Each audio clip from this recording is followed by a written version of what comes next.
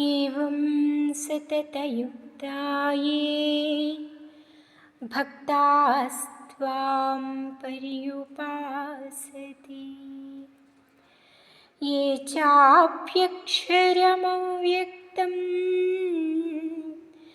तेषां के योगवित्तमाः। श्रीभगवानुवाच मय्यावेश्य मनो ये मां नित्ययुक्ता उपासते श्रद्धया परयोपेताः ते मे युक्ततमामताः।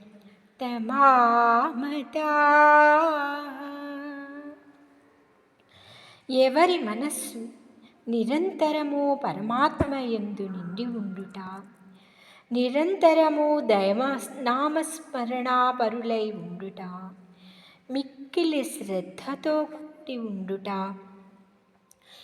ఎవరు నిరంతరము దయా ప్రేమ కరుణ వాత్సల్యముతో